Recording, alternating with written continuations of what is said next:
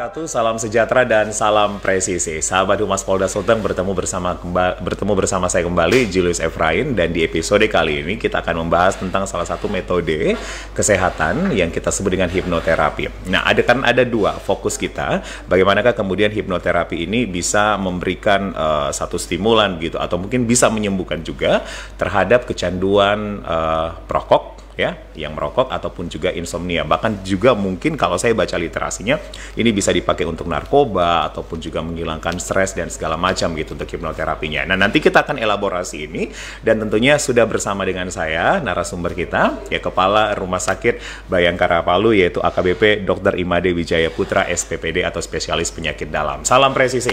Salam presisi. Ya. Sehat? Sehat. Pak Dokter, saya manggilnya Pak Dokter ya? Iya, siap. Baik, ini Pak Dokter full smile pagi ini Pak Dokter. Pak Dokter ini hipnoterapi begitu Pak Dokter, Ya, tapi siap. saya nggak mau jadi contohnya Pak untuk Ya, hipnosis. siap. Nanti kita punya Pak. Ya, ya. siap.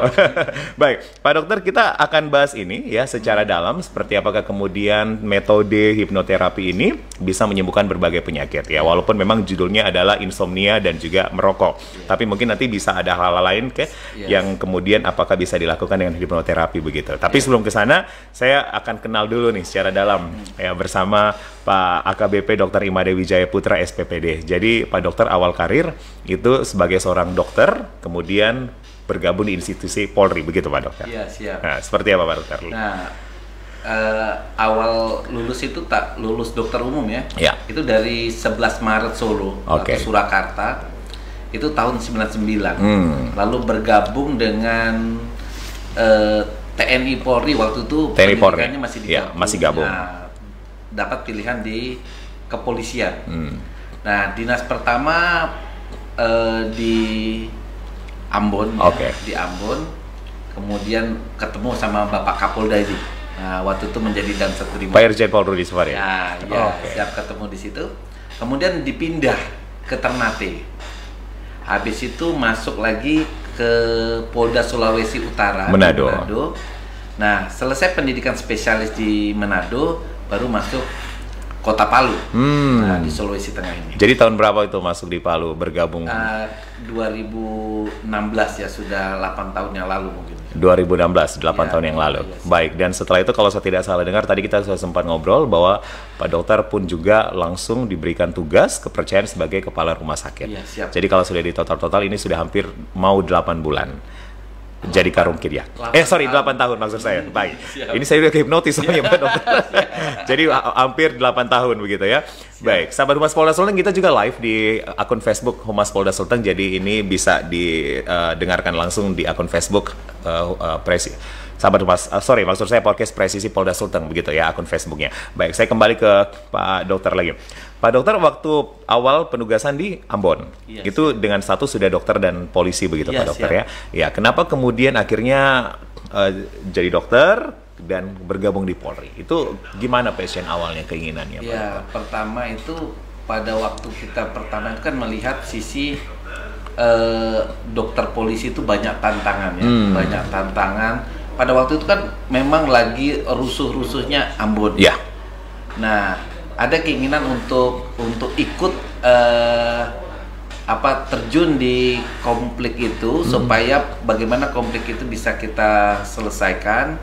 Nah, di situ saya jadi tim relawan waktu itu masih bergabung dengan tim kesehatan gabungan TNI Polri. Oke. Jadi di bawah naungan Dokes saya ditempatkan di sana. Setelah itu jadi organiknya Polda Maluku ya. Waktu itu kan belum berpisah. Ya. Maluku masih dengan Maluku Utara itu masih satu. jadi satu. Betul. Ya, siap. Karena dulu kita masih 27 provinsi ya, Ya, siap. beda sama sekarang udah 38 Ya, kalau saya tidak siap. salah begitu. Jadi Pak Dokter penugasan pertama di Ambon, Ya, siap. dan itu saat konflik. Ya, benar. Saat konflik, benar-benar saat Ya, konflik. sedang konflik. Berarti ini bisa jadi salah satu yang menjadi kesaksian juga Pak Ya, Dokter ya. siap. Bertugas di tengah konflik. Nah, setelah itu akhirnya pindah-pindah kota, termasuk di Manado, Sulawesi Utara, dan saat itu mengambil spesialis spesialis penyakit dalam. Kenapa kemudian memilih spesialis penyakit dalam atau SPPD kita sebut? Ya, pertama spesialis penyakit dalam tuh menurut saya agak luas cakupannya ya. Jadi kan kalau spesialis penyakit dalam, pemikiran saat itu jantung masuk, paru masuk, Kemudian sebagian besar kan anggota Polri itu pasti bukan anak-anak. Nah, pasti profesi seorang spesialis penyakit dalam itu jauh dibutuhkan oleh institusi Polri dibandingkan kita mencari yang lain. Padahal maksudnya yang lain juga butuh ya. Tapi menurut saya penyakit dalam itu cakupannya lebih luas, lebih luas sehingga kebutuhan personil untuk sakit-sakit itu harusnya memang di penyakit dalam. Dan sampai sekarang fokus untuk penyakit dalam. Baik. Dan kemudian dari Polda Sulut, Manado, itu 8 tahun yang lalu pindah ke Polda Sulteng. Dan awal karir pasti bukan jadi Karumkit dulu dong Pak Dokter di sini. Itu sebagai apa dulu Pak Dokter? Ditunjuk sebagai ahli madya di Bidokes. Ahli madya di Bidokes. Ya. Berapa bulan setelah itu akhirnya jadi Karumkit? Kurang lebih 8 bulan. 8 bulan. 8 bulan. Dan sekarang sudah hampir 8 tahun menjadi leader dari Kepala Rumah Sakit Bayangkara Palu. Challenge-nya apa Pak Dokter? Selama 8 tahun ini tentunya kan pahit manis, asam garam, pengalaman kan sudah didapat semua nih Pak Dokter. Sebagai seorang Kepala Rumkit bahkan ini Pak Dokter. Iya. Yang pahitnya nggak usah diceritakan. Kita ceritain senang-senang Pak Dokter aja. Jadi gimana tuh tantangan-tantangan selama 8 tahun Pak Dokter? Banyak tantangan. Jadi di rumah sakit itu luar biasa tantangannya ya. Pertama dari masalah medisnya saja, rekan-rekan yang bekerja di situ, kemudian rekan perawat, kemudian target-target rumah sakit yang harus dicapai, intinya itu begitu banyak masalah. Tetapi kalau kita selesaikan dengan hati dingin, semua pasti selesai. Semua masalah pasti selesai. Semua masalah pasti selesai. Jam kerja Pak Dokter ini saya mau tahu nih, kira-kira satu hari itu menghabiskan waktu berapa lama tuh kerja Pak Dokter? Ya kalau kerja sebenarnya sama dengan rekan-rekan yang lain ya, kecuali ada kata-kata lembur ya. Jadi pagi bangun ini antar anak sekolah, kemudian langsung ke kantor. Ya biasanya jam-jam kantor kan pulang jam 3 ya. Jam 3 pulang, istirahat sebentar, kemudian mengontrol pasien yang ada di Rumah Sakit Samaritan, kemudian ke praktek pribadi, ya kurang lebih sampai jam 11 mungkin. 11 malam. Gitu. Waktu tidur cukup? Dicukup-cukupkan. Dan kemudian kalau keluarga sendiri Pak Dokter punya 1 orang istri, 5 anak. Wah, ini anaknya 2 pun juga sekarang sudah berkuliah di luar Sulteng begitu Pak Dokter ya. Bahkan ada 1 ini yang akan mengikuti jejak Pak Dokter sebagai dokter juga begitu Pak Dokter. Iya, kenapa itu kemudian Pak Dokter akhirnya ada 1 ataupun yang 3-nya kita belum tahu begitu. Masih sekolah ya Pak Dokter yang 3 ya, ada di Palu. Saya tak pernah menentukan anak mau masuk mana. Kebetulan 1 memang suka di akuntansi ya silakan. Yang suka kedokteran ya silakan. Tak ada maksudnya minat menyuruh anak masuk di kedokteran karena kan semua profesi sama saja. Baik. Nah, jadi 3 ini masih ada di Palu. Nah, ini pun juga Pak Dokter belum tahu arahnya kemana begitu. Sudah ada yang jadi dokter, sudah ada yang akan jadi calon akuntan. Apakah 3 anak nanti ini bisa jadi anggota Polri juga calon? Semoga. Ada yang lagi-lagi Pak Dokter ya? Iya, siap. Semoga gitu Pak Dokter ya. Jadi berarti rame dong di rumah ini Pak Dokter. Karena berlima ya, walaupun 2-nya ada di Bali, tapi tetap rame karena berlima begitu. Baik Pak Dokter, kita tadi agak fokus bicara tentang kedokteran. Nah sekarang kalau ke kepolisiannya sendiri, Pak Dokter kan bagaimanapun juga tugas polisi seperti menjaga Kamtipmas, kemudian juga ada program presisinya seperti itu. Nah gimana kemudian Pak Dokter sebagai seorang anggota Polri juga dalam pekerjaannya? Kan sebenarnya kalau dokter polisi itu peluang untuk sosialisasi Kamtipmas itu luar biasa ya. Artinya kan kita punya pasien, punya yang di misalnya poliklinik, kita ketemu sama pasien dan kita bisa sosialisasi sebenarnya lewat situ. Ya misalnya menjaga keamanan itu bisa lewat situ. Walaupun mungkin tidak semenarik kan, kadang-kadang pasien datang tujuannya memang berobat. Nah, tapi kedekatan dokter polisi dengan pasien itu bisa dimanfaatkan untuk sosialisasi tentang Kamtipmas. Kemudian kalau untuk presisinya apa yang sudah Pak Dokter lakukan dan kemudian terus ingin dilakukan begitu Pak Dokter? Ya, intinya apapun yang kita lakukan itu adalah yang terbaik, di mana goalnya itu adalah bagaimana masyarakat di sekitar kita.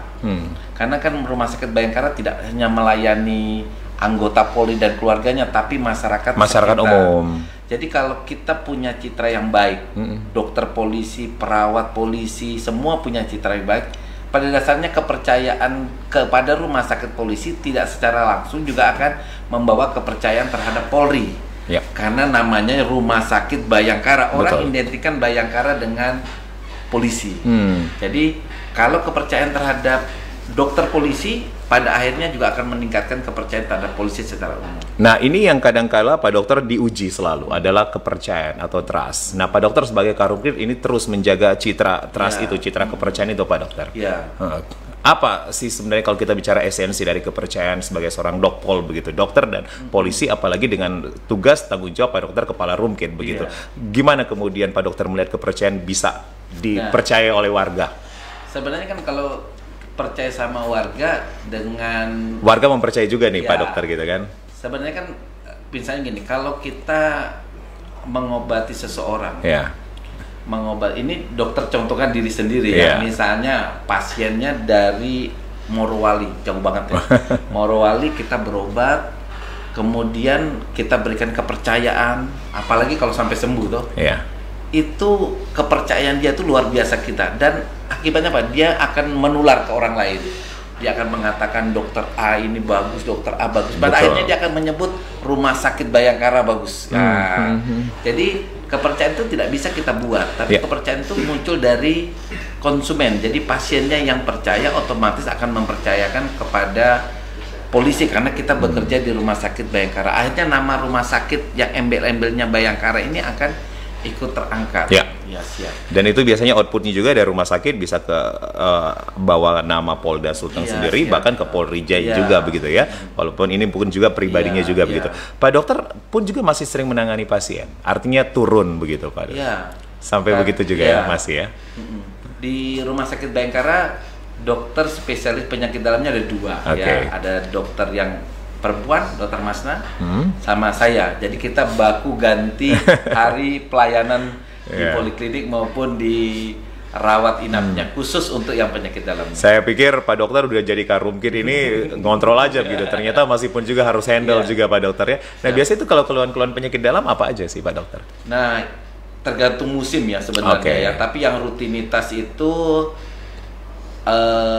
diabetes paling banyak ya, paling banyak, kemudian darah tinggi, hipertensi, apalagi yang namanya sakit mah, yang nanti akan kita bahas, orang yang gangguan psikosomatik.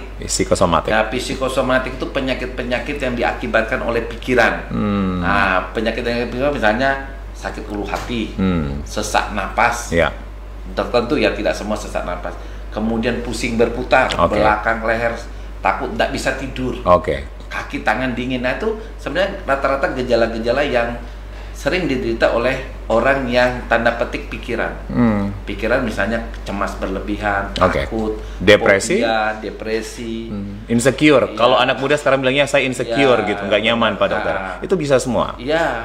Intinya kan itu ada, kalau kita kata-kata psikosomatik itu berasal dari kata psiko.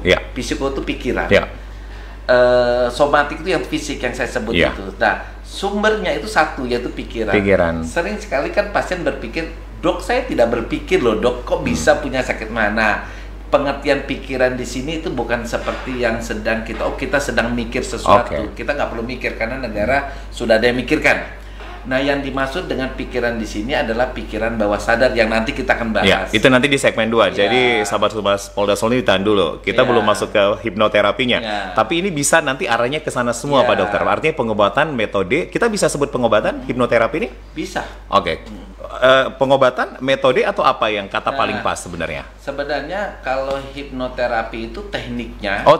Tekniknya hipnotis. Tujuannya pengobatan. Jadi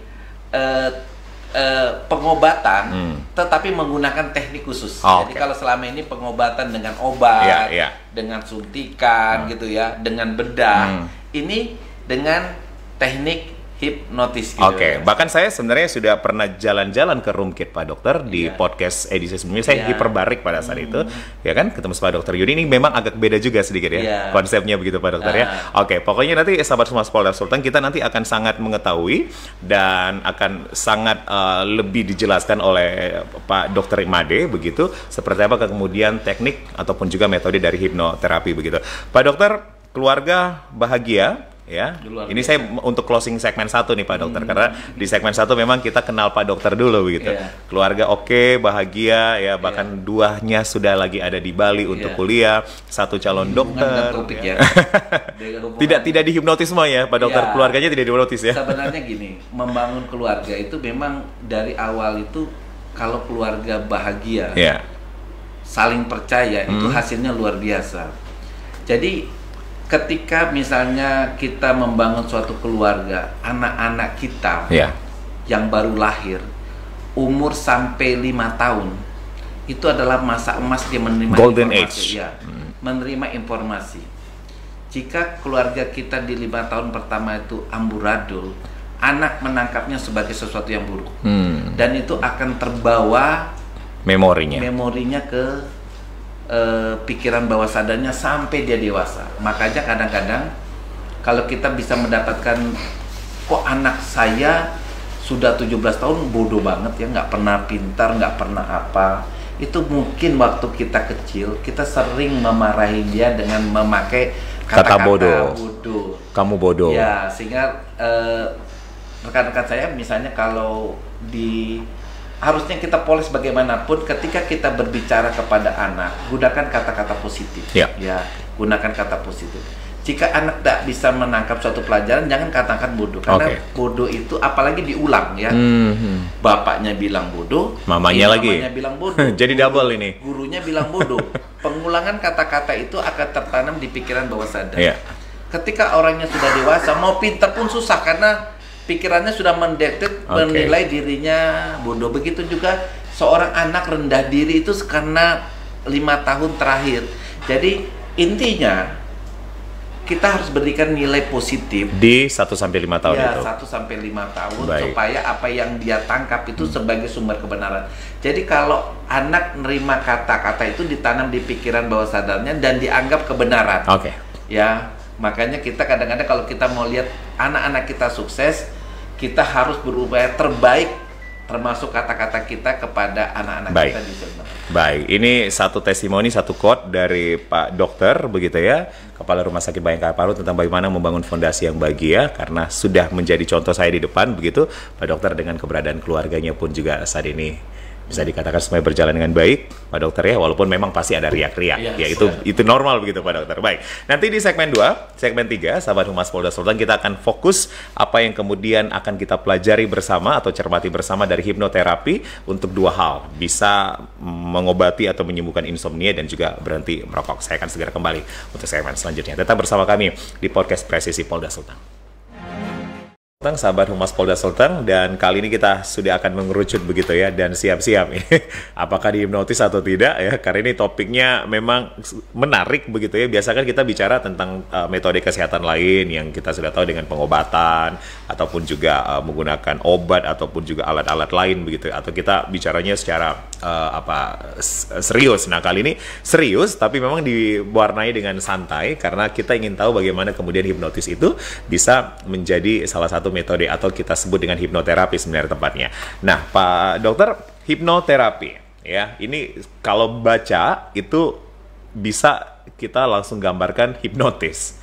Apakah sama hipnoterapi dan hipnotis atau justru 2 hal yang berbeda begitu Pak Dokter secara kajian pengertiannya? Ya. Kita bicara hipnotis dulu. Hipnotis dulu. Sebenarnya hipnoterapi itu berasal dari kata 2, hipnotis dan terapi. Nah, hipnotis itu adalah teknik untuk masuk ke pikiran bawah sadar tanpa dikritik oleh pikiran sadarnya. Jadi kalau kita bilang namamu menjadi Amir, dia berubah menjadi Amir, berarti apa yang kita perintahkan ke pikiran bawah sadarnya terlaksana. Nah, itulah namanya hipnotis. Karena cara untuk masuk ke pikiran bawah sadar bukan cuma dengan hipnotis, banyak cara. Salah satunya teknik hipnotis. Jadi kalau kita mau membuat pikiran bawah sadarnya seseorang itu ikut dengan kita, itu tidak harus dengan teknik hipnotis. Banyak cara, tapi yang kita bahas sekarang teknik hipnotis. Nah, teknik hipnotis ini kalau kita gunakan untuk kejahatan, pernah dengar? Iya, sering bahkan dokter. Ya. Tapi bisa juga untuk pengobatan. Artinya kan sama dengan kalau kita bilang pisau untuk motong daging ya bagus, kalau untuk bunuh orang ya buruk ya.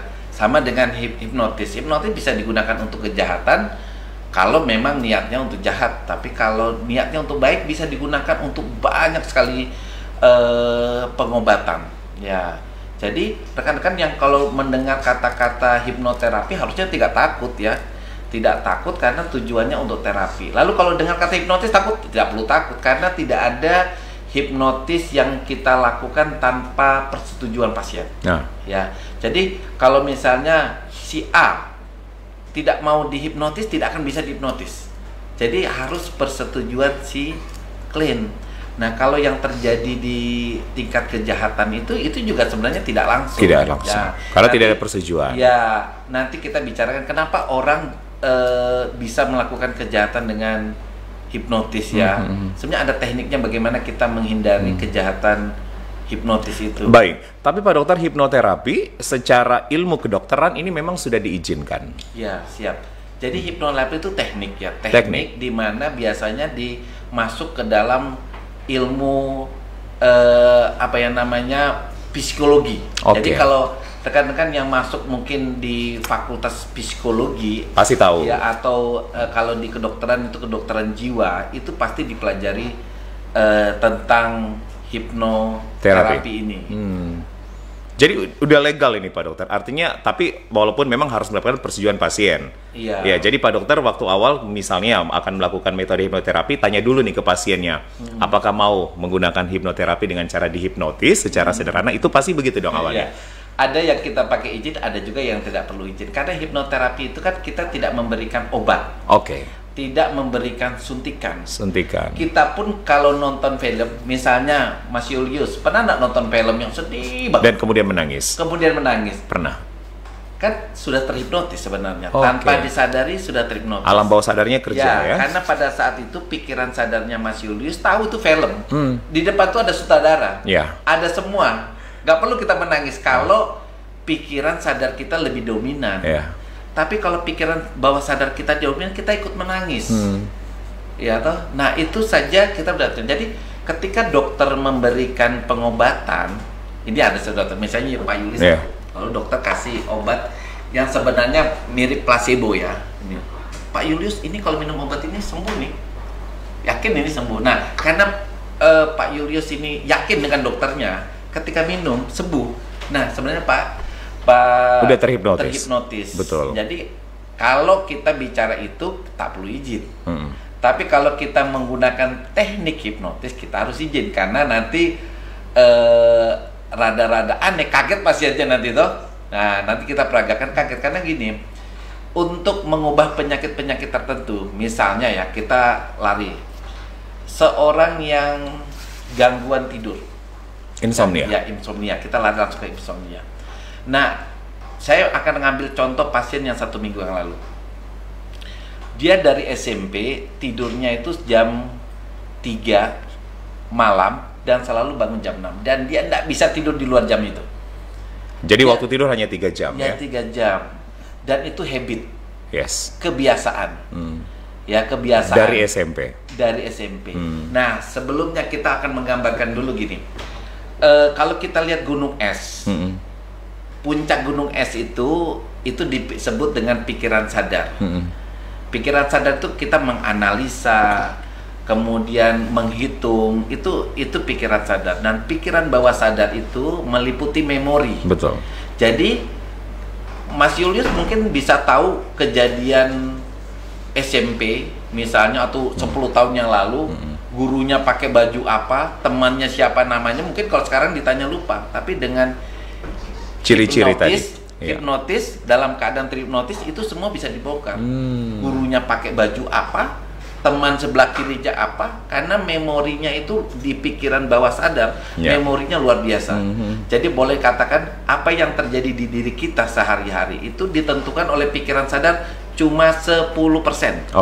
90% ditentukan pikiran bawah sadar. Makanya kalau kita ada orang yang mengalami depresi, kemudian rasa takut, fobia, kecemasan, itu kan pikiran bawah sadarnya lebih dominan. Nah, disitulah letaknya. Ketika orang cuma bisa tidur antara jam 3 malam sampai jam 6, itu habit. Habit itu ada di pikiran bawah sadar. Jadi kalau orang mengalami fobia, kemudian mengalami kecemasan, kemudian kebiasaan, habitnya itu bisa diubah dengan hipnotis. Karena ketika hipnotis kita masuk ke pikiran bawah sadar seseorang, kemudian kebiasaan itu kita ubah. Ibaratnya yang biasanya tidak bisa tidur menjadi bisa tidur. Orang yang biasanya merokok menjadi tidak merokok. Orang yang cemas menjadi pemberani. Orang yang pesimis menjadi optimis. Karena semuanya itu letaknya di bawah sadar. Kalau misalnya kita merokok, misalnya Pak Julius merokok misalnya, lalu saya akan mengatakan begini, Pak Julius berhenti merokok. Merokok itu nggak bagus. Merokok itu merusak kesehatan bla bla. Itu ditangkap oleh pikirannya Mas Julius. 1 minggu lagi pasti lupa. Pasti lupa ya. Dan akan kembali lagi. Tetapi kalau kita dengan teknik hipnotis kita masuk ke pikiran bawah sadar, ini habit, kebiasaan, dan ini kita hilangkan, itu kita ganti. Jadi di memori itu kita ubah. Misalnya ya, orang yang merokok itu merasa karena dia merasa nikmat dari rokok. Kita rubah rasa rokok itu menjadi rasa yang pahit misalnya. Sehingga pada waktu dia sadar, dia tidak mau merokok.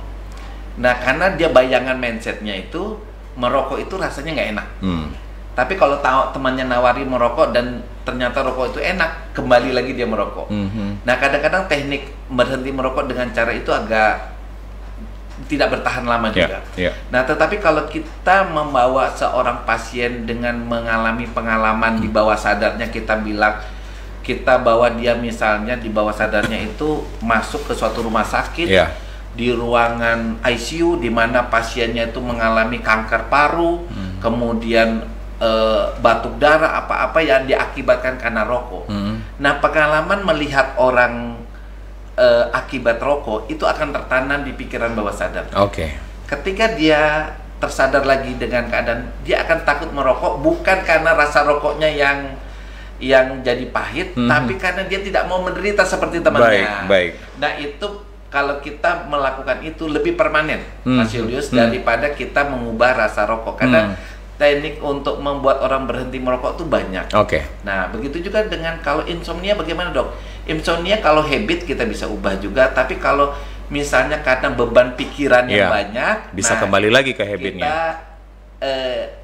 Beban pikirannya yang harus kan hilang, bukan itunya, bukan habitnya. Pak dokter, kalau kita lihat ini kan kita fokus ke dua hal, insomnia dan berhenti merokok begitu. Artinya pasien datang dulu, kemudian menceritakan konseling begitu ya Pak dokter ya, konsul, saya bisa nggak tidak insomnia lagi dan bisa nggak saya misalnya berhenti merokok. Itu biasanya butuh berapa lama Pak dokter sampai kemudian metode hipnoterapi ini bisa akhirnya muncul begitu antara bisa deal antara Pak dokter dan pasien. Siap. Jadi kalau pasien misalnya menanyakan kebiasaan, kan anak yang SMP itu bukan problem pikiran ya, itu habit. Karena mungkin game ya, main game dan segala macam di awal. Habit itu yang kita harus ubah. Lalu kita kasih tahu teknik hipnoterapi. Karena kalau orang dengar kata hipnotis itu orang jadi takut karena pikirannya kayak yang di televisi, seperti ini, nah itu takut. Rasa takut itu membuat kita tidak bisa menghipnotis dia. Rasa takut karena ada istilah blok. Jadi kita mau masuk di blok oleh pikiran sadarnya. Dan udah nggak mau lagi begitu. Nggak bisa. Ke blok. Nah, kita harus yakinkan dia. Ini seorang dokter harus yakinkan dia bahwa hipnoterapi itu adalah cara yang terbaik untuk menyembuhkan. Ada efek samping? Nggak ada. Karena kita nggak pakai obat. Betul. Ada efek yang nggak diinginkan? Nggak ada. Tapi kadang-kadang kalau kita menghipnoterapi terlalu cepat, itu keluhannya biasanya pusing. Nah, tapi bisa kita hindari pusing itu dengan agak lambat kita menghipnoterapi. Kalau dibilang, dok, hipnoterapi harus tidur ya? Nah, pengertian tidur itu agak susah karena jelas. Sebenarnya tidur pada saat hipnotis itu bukan tidur dalam arti sebenarnya. Pasiennya masih sadar full. Makanya pada waktu dia tidur kita ajak bicara pun masih bisa. Ya, toh? Nah, kenapa kita membutuhkan hipnoterapi itu tidur? Itu sebenarnya untuk depending, kedalaman. Jadi kalau kita menghipnotis orang tanpa tidur pun bisa. Tetapi sugesti yang kita berikan itu tidak akan lama. Tapi kalau kita hipnotis seseorang dan kita buat depending, kedalaman, dalam banget, dan biasanya itu tidur. Nah, kedalaman itu kalau kita sugesti, apa yang kita sugesti itu tertanam di pikiran bawah sadarnya dan lebih lama, lebih lama, sehingga orang bisa permanen. Banyak sekali saya punya pasien begitu. Jadi kalau sudah banyak contoh pasien yang berhasil ini Pak Dokter? Yo, banyak banget, banyak banget. Mungkin bisa dilihat di. Emang ini metode ini sudah dari kapan gitu Pak Dokter? Karena secara awam sih kita baru dengar juga nih hipnoterapi khususnya untuk penyembuhan insomnia dan berhenti merokok. Biasanya orang insomnia datang ke untuk konselor, tapi diberikan obat. Biasanya begitu, ada racikan obatnya. Ini sama sekali tidak. Nah, ini udah berapa lama sebenarnya hipnoterapi? Kalau saya menjalankannya sih baru 2-3 bulan terakhir. 2-3 bulan terakhir. Sebenarnya hipnoterapi itu sudah lama. Sudah lama. Bahkan sebelum kita merdeka pun sudah ada ya. Hipnotis dari zaman dulu sudah ada. Kan dari tahun berapa itu kalau kita lihat sejarah hipnotis itu sudah lama sekali. Baik. Ya, artinya hipnoterapi ini sudah digunakan untuk pengobatan juga sudah lama. Pernah dengar orang disunat tanpa anestesi dengan hipnoterapi bisa. Orang melahirkan dengan hipnoterapi bisa. Cuma karena tidak semua orang menguasai teknik hipnotis, makanya jarang orang menggunakan hipnoterapi ini bagian dari pengobatan. Tapi sekali lagi Pak Dokter, di kedokteran dan di Polri ini memang sudah arti izinnya atau apa istilahnya, mediasinya memang sudah dapat gitu ya, bisa diberikan kepada pasien. Kalau hipnoterapi ini kan teknik. Jadi dia tidak buka kayak khusus poli hipnoterapi, tidak. Jadi itu dia integral dengan pengobatan. Misalnya kita ngobati orang yang insomnia misalnya, kita obati dia insomnianya, kita kasih obat. Tapi kita tawarkan, mau nggak supaya permanen, supaya nggak lagi pakai obat. Gitu. Jadi hipnoterapi. Kita hipnoterapi dia. Nah, kemudian orang yang misalnya pertanyaannya, penyakit apa saja sih yang bisa? Sebenarnya semua penyakit yang disebabkan oleh pikiran itu bisa. Ya, misalnya orang yang sering, aduh dok, saya sakit mahnya nggak hilang-hilang ini, ya toh. Padahal penyakit mah itu harusnya pasiennya tahu. Refleks asam lambung terjadi ke atas itu karena pikiran.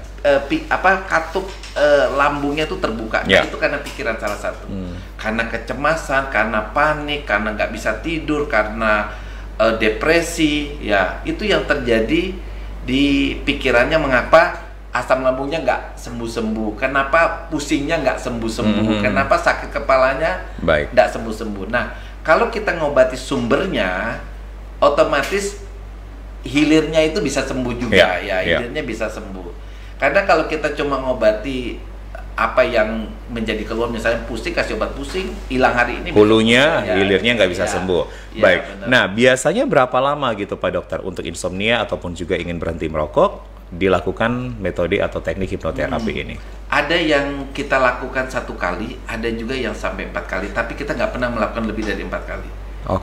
Nah, kalau berlangsungnya hipnoterapi itu berapa lama tergantung si pasien. Nah, biasanya berapa lama tuh kalau sepengalaman Pak Dokter? Paling rata-rata 15 menit. Tapi tergantung. Ada orang yang memang cukup lama ya. Artinya kan tidak semua orang mudah dihipnotis masalahnya. Kenapa tidak mudah? Karena ketidakmengertian.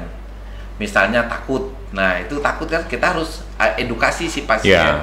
Nggak perlu takut. Kenapa harus ditakuti? Nanti Pak Dokter nanya yang lain-lain begitu, mungkin takutnya begitu Pak Dokter.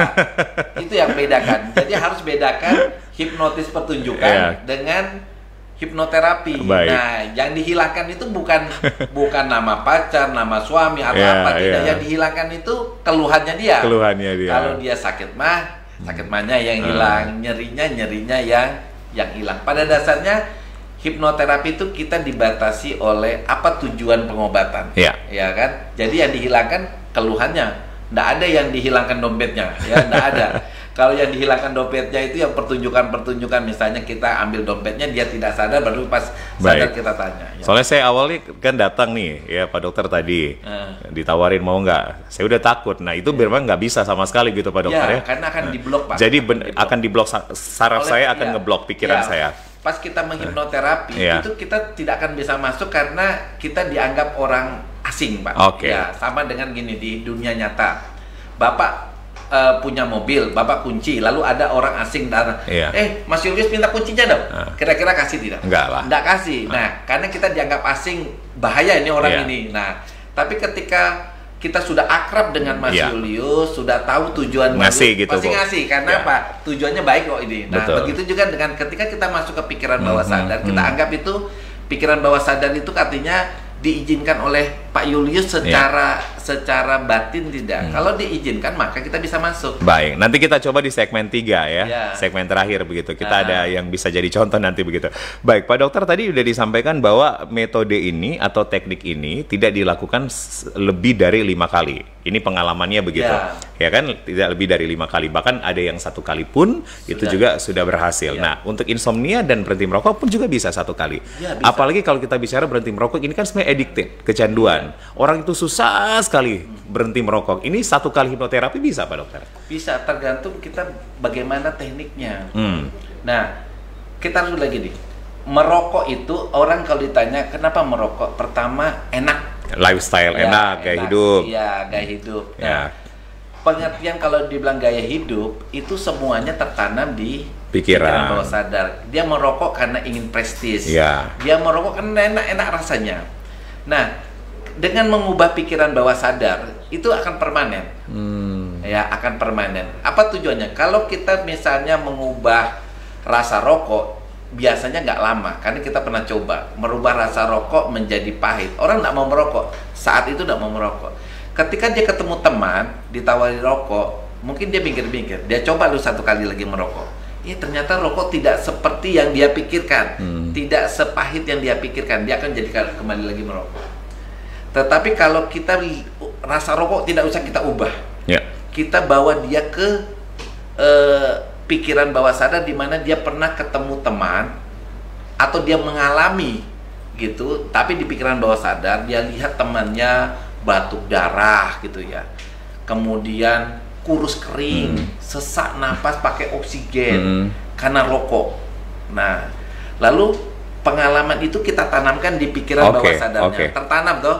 Dia pada waktu dia mau merokok dia bayangkan, aduh nanti kayak tadi kan, jadi dia memorinya kita putar ulang. Nah itu jauh lebih permanen daripada kita menghipnotis orang dengan mengubah rasa rokok. Dan itu sudah ada contoh keberhasilan ya Pak Dokter ya. 1 kali bahkan sampai 4 kali itu sudah ada contoh berhasilnya dan itu sudah dinyatakan berhenti merokok. Begitu. Sayangnya saya nggak merokok sih Pak Dokter ya. Kalau saya merokok mungkin saya akan langsung bisa coba untuk hipnoterapi berhenti merokok begitu. Ya kan, kalau berhenti berharap bisa nggak? Di hipnoterapi nggak bisa ya Pak Dokter ya. Oke, nanti kita bahas di segmen 3. Kita sudah sedikit mengenal, bahkan nanti di segmen ini kita akan lebih begitu mengetahui seperti apa kemudian hipnoterapi. Tadi sudah dikasih contoh bahwa ada 2 yang bisa kemudian diobati insomnia dan juga adalah berhenti merokok ya. Hitungannya 1 sampai 4 kali begitu dilakukan teknik ini. Dan teknik ini aman ya Pak Dokter ya? Aman 100%. Aman 100%. Tetapi memang perlu dealing dulu, perlu tawar-menawar dulu nih ya, pasiennya mau nggak begitu ya. Kalau pasiennya nggak mau, Pak Dokter pun juga tidak bisa memaksakan begitu. Nah, itu datang ke Rumah Sakit Bayangkara Pak Dokter? Iya. Harus datang ke situ. Jadi rekan-rekan yang mau mengobati dengan hipnoterapi itu datang aja ke Poli Bayangkara. Ya. Ketemunya Pak Dokter langsung atau ada terapis yang lain? Cuma dokter. Ya. Pak Dokter. Ya, jadi datang aja, kontrol di Poliklinik Penyakit Dalam di Rumah Sakit Bayangkara. Jadi sekali lagi jangan ketemu. Kita kalau yang melakukan hipnoterapi sebenarnya hipnoterapis ya Pak Dokter ya? Apanya? Yang melakukan hipnoterapi sebenarnya hipnoterapis, bukan? Harusnya seorang terapis ya, Dokter yang punya kemampuan untuk melakukan Hipnotis. Ya. Oke, baik. Nanti datangnya ke langsung Dr. Made Wijaya Putra SPPD. Beliau juga adalah kepala Rumkit Bayangkara Palu. Jadi jangan datang ke yang lain begitu ya. Nanti takutnya lain-lain begitu dokter ya. Baik, Pak Dokter. Jadi ternyata insomnia, kemudian juga berhenti merokok, ya ini bisa disembuhkan. Bahkan penyakit-penyakit tadi yang lain juga bisa ya. Tadi kecemasan ya, lebih ke penyakit kejiwaan sebenarnya Pak Dokter ya. Tetapi kalau penyakit fisik pasti nggak bisa dong Pak Dokter ya. Jadi lebih ke kejiwaan, kecemasan, ketakutan, itu ada semua pasiennya Pak Dokter? Sudah pernah semua? Terima pasien dengan yang kejiwaan gitu? Pernah, hampir semua, tapi kita tidak pernah sampai maksudnya gangguan jiwa berat, itu tidak pernah ya. Tetapi yang boleh dikatakan sebenarnya karena ya boleh dikatakan cemas saja, gangguan tidur ringan gitu ya, kebiasaan yang buruk gitu. Mungkin kalau dianggap kebiasaan merokok kebiasaan buruk ya bisa, atau sebenarnya narkoba pun bisa. Nah, ini sebenarnya saya yang tanyakan ini, narkoba bisa Pak Dokter? Bisa, tapi kita nggak pernah coba. Kalau tanya pernah nggak melakukan pengobatan kepada pasien narkoba, nggak pernah. Tapi secara teori bisa, karena narkoba itu kan sebenarnya bentuk pelarian kita. Bentuk pelarian seseorang larinya ke narkoba, lalu merasakan enaknya narkoba. Nah, di sini kita harus tahu duduk persoalannya, gangguan psikis apa yang diderita pasiennya, mungkin problem orang tuanya ya. Jadi kita harus perbaiki pikiran bawah sadarnya tentang orang tuanya. Kemudian kita mengubah kayak tadi juga rokok gitu ya, tidak beda dengan narkoba. Jadi rasa narkoba kita ganti. Bahkan kita misalnya kamu makan kue saja jadi rasa kayak narkoba, nggak perlu pergi ke narkoba, makan aja kue rasanya sama dengan kamu kayak makan narkoba, sehingga dia nggak perlu lari ke narkoba untuk mendapatkan rasa yang seperti narkoba. Baik, jadi narkoba sebenarnya bisa, tetapi Pak Dokter pengalamannya belum sampai ke sana begitu. Jadi belum sampai ke misalnya Pak Dokter turun ketika tahapan rehabilitasi itu belum pernah ya. Tetapi yang sudah pernah diuji adalah insomnia dan berhenti merokok. Nah, ini untuk insomnia sendiri. Artinya biasanya setelah dilakukan hipnoterapi itu tidurnya udah berapa jam per hari Pak Dokter? Normal 7-8 jam? Kalau kita di hipnoterapi, contohnya begini ya. Kita masukkan ke sugesti dia. Jadi sebelum kita sugesti, kita mau tanya, mau tidur jam berapa? Nah, kalau dia misalnya, dok saya kepingin tidurnya jam 10 malam, bangunnya jam 5 pagi dok, mau gitu. Kita sugesti. Nah, sugestinya harus pas loh, jangan sampai tidak pas. Kalau kita bilang, kamu tidur dari jam 10, kamu mengantuk, tidur dari jam 10 malam, sampai jam 5 pagi. Iya, 5 subuh. Lalu jam 12 dia masih di warung, jadi masalah itu. Jadi kita sugestinya harus benar. Jam 10 malam dia mengantuk, dia ada di rumah. Nah, dia akan tertidur. Jangan kita tidak kata-kata di rumah tidak ada. Karena kalau tidak ada di rumah, jam 10 malam dia ada tidur di warkop. Tidur di warkop ya, Pak. Sugestinya harus pas supaya sugesti itu kan gini. Pikiran bawah sadar kita tidak bisa membedakan sugesti mana ini benar atau tidak. Jadi ketika kita harus sugesti, kita harus memikirkan semua. Seandainya jam 10 malam itu dia ada di jalan, apakah dia harus tidur di jalan? Kalau sambil nyetir mobil akhirnya ketiduran. Kalau dia tangkap itu sebagai sumber kebenaran, dia di jalan jam 10 malam dia mengantuk, dia bisa tertidur. Nah, itu berarti cari aman mungkin jam 11, jam 12 ya Pak Dokter ya. Kita harus tekankan jam 10 malam di rumahnya dia. Nanti tersugestinya di jam 11 atau lebih di atas jam 10 malam. Ketika dia di rumah, di atas jam 10 malam, rasa mengantuk itu mulai muncul dan dia tidur dan tidurnya nyenyak dan dia bangun jam 5 subuh. Nah, Pak Dokter, sepengalaman lagi nih Pak Dokter, menurut cerita yang sudah Pak Dokter alami, klien atau pasien dengan insomnia dan kemudian berhenti merokok yang sudah konsul dan sudah mencoba dan sudah dilakukan hipnoterapi biasanya berhasil dan tidak kembali lagi. Iya, karena saya selama menjalani hipnoterapi saya ikuti terus. Jadi nomor teleponnya saya pegang. Jadi Pak Dokter kontrol terus. Ya, kontrol, ada efek positif. Sebagian besar mengatakan efeknya luar biasa. Wah, ini luar biasa Pak Dokter ya. Ini banyak teman-teman perokok soal ini. Bisa saya bawa semua nih ke Pak Dokter ya. Nanti bukan cuma perokok, artinya kalau kita menggangguan tidur, kemudian punya penyakit asam lambung yang nggak sembuh-sembuh. Bisa saya bawa ke Pak Dokter ya. Iya, nanti saya minta dulu uang jatah saya, kemudian saya bawa ke Pak Dokter gitu. Ini kan saya pihak ketiga gitu ya. Baik, Pak Dokter, saya udah punya teman ya di samping saya. Ini polwan cantik ya, nggak merokok tapi ya, nggak insomnia tapi ya. Tetapi kita hanya ingin simulasi saja Pak Dokter begitu ya. Ini simulasinya aman ya. Sebenarnya tadi sahabat Humas Polda Sulteng di awal kita sudah coba. Artinya pikiran Vindi ini merupakan polwan di Humas Polda Sulteng tidak ngeblok begitu ya. Artinya pun juga secara stimulan otaknya ataupun juga pikiran bawah sadar ya Pak Dokter ya, itu bisa diajak kerjasama. Nah kita akan coba dulu Pak Dokter untuk bagaimana Pak Dokter melakukan hipnoterapi ke Vindi walaupun tidak dengan keluhan insomnia ataupun juga berhenti merokok. Iya. Kita mulai ya? Mulai Pak Dokter. Nah, Vin tidak boleh takut ya Vin ya. Vin, nama lengkapnya Vindi ya. Nah Vindi. Nah pertama, cuma dokter ikut saja itu pasti jadi kok. Nggak perlu yang lain-lain, ikut saja. Nah seandainya nanti hitungan ketiga, Vindi ikut saja. Nanti namanya Vindi hilang, hitungan ketiga ya. Jadi nanti kalau dokter hitung sampai 3, apa yang hilang Vin? Nama. Kalau namanya hilang berarti lupa ya. Lupa berarti sudah tidak ingat. Nah hitungan ketiga namanya menjadi lupa. Lupa berarti sudah tidak ingat. Berarti sudah tidak ingat. Jadi kalau misalnya kamu ikut sama dokter, maka hitungan ketiga namamu menjadi lupa. 1, 2, 3 nama lupa. Namanya siapa sekarang?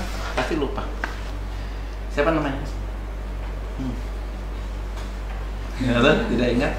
Punya pacar enggak? Tidak punya. Nama ibu siapa?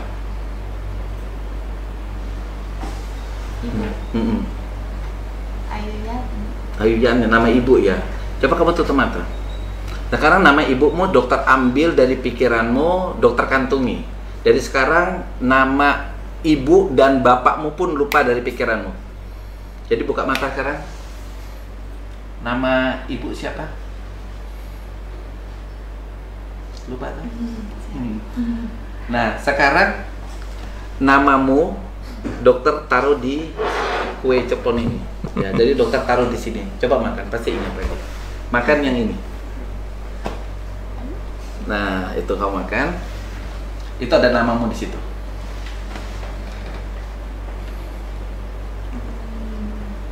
Siapa namamu sekarang? Vindi. Nah, apa?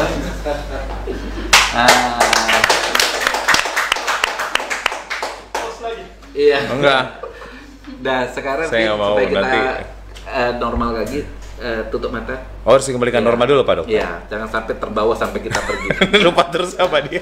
Vin, tarik nafas, tahan, hembuskan. Nah, sekarang bayangkan semuanya kembali normal, nama kembali normal, nama ibumu kembali normal, dan anggap aja ini semuanya cuma permainan. Oke? 1, 2, 3 kembali normal semua. Oke.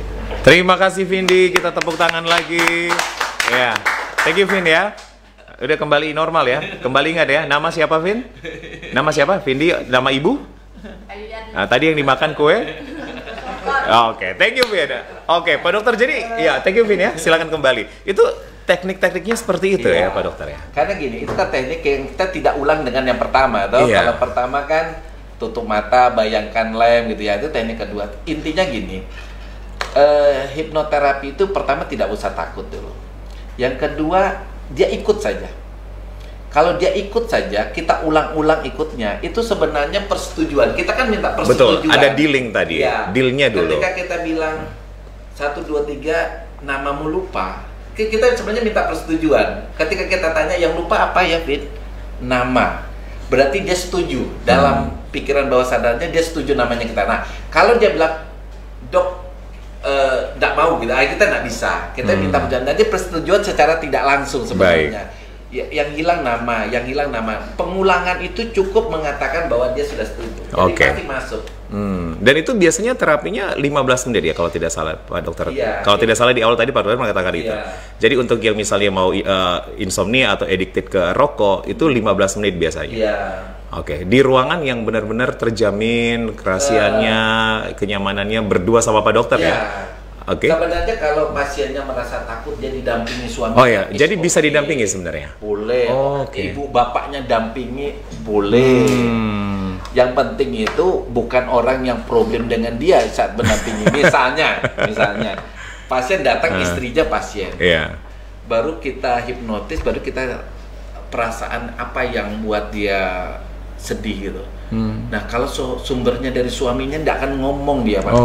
Karena suaminya ada di samping dia, sadar suaminya ada di samping dia, tidak akan cerita. Berarti Pak Dokter hubungan suami istri, hubungan keluarga secara emosional ataupun juga secara suami istri itu bisa dilakukan dengan hipnoterapi. Bisa juga. Jadi artinya segala sesuatu yang berhubungan dengan pikiran. Kan ada orang yang misalnya dia trauma dengan perkawinan pertama. Betul. Akhirnya terbawa ke perkawinan kedua. Ini trauma kan apapun bisa mengalami. Berarti trauma. Ini ada pasien kayaknya seperti ini Pak Dokter ya. Kita nggak sebut namanya ya. Trauma terbawa di kehidupan kedua. Akhirnya kehidupan keduanya pun berantakan karena pikiran trauma terbawa lagi. Itu kan bisa. Jadi orang misalnya trauma kayak bencana alam kemarin. Iya, betul. Ada orang yang takut ke laut lagi karena takut tsunami. Nah, itu bisa. Atau orang yang takut ketinggian. Nah, itu bisa sekali. Banyak yang takut kecoa. Ya toh? Binatang-binatang.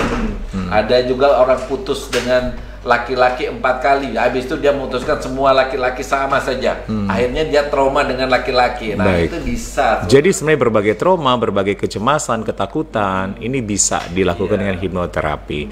Dan sekali lagi bisa langsung datang ke Rumah Sakit Bayangkara, itu langsung ketemu bersama Pak Dr. Imade Wijaya Putra ya. Nanti untuk waktu-waktu operasional kerjanya Pak Dokter? Ya ngikutin Pak Dokter. Jam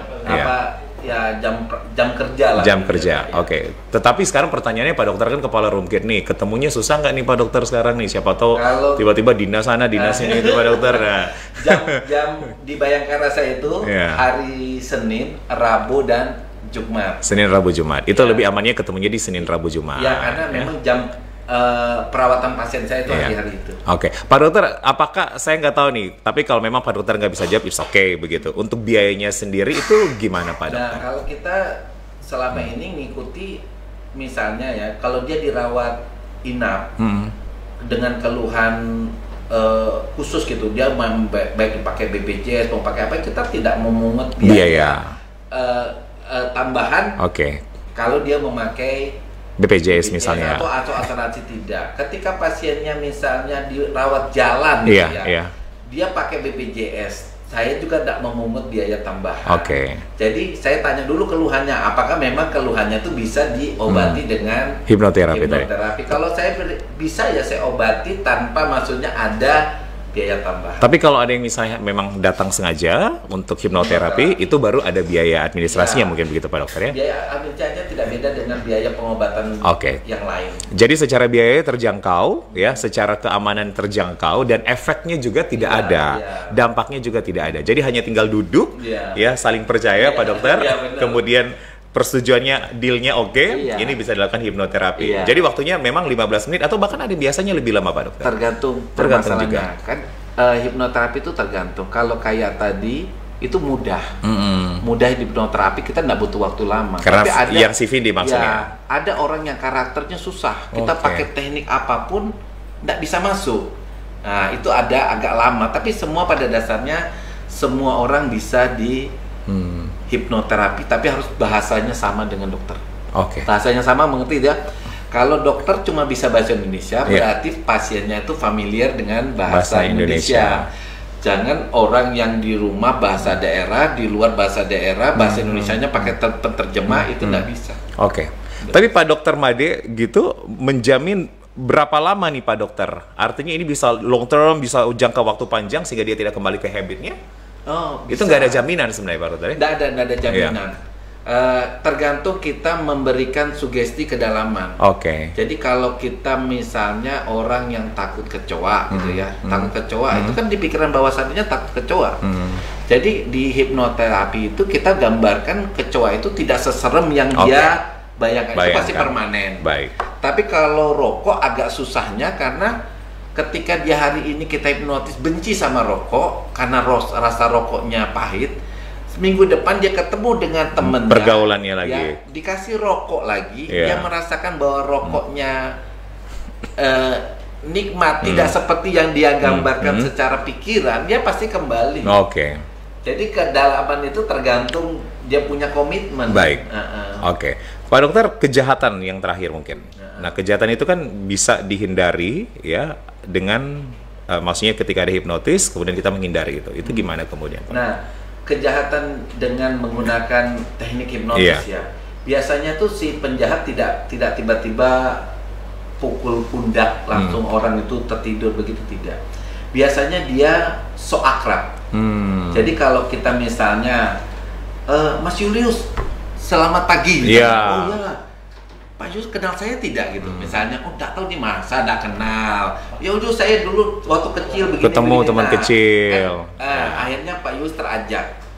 Nah, itu Pak Julius mudah dihipnotis kalau gitu. Jadi triknya tuh begini, kalau kita ketemu sama seseorang yang asing tapi so akrab, itu hati-hati. Mending dihindari. Mending dihindari Pak dokter ya. Karena dia biasanya akan menggunakan pendekatan kepercayaan, dia percaya sama kita. Kita dihipnotis.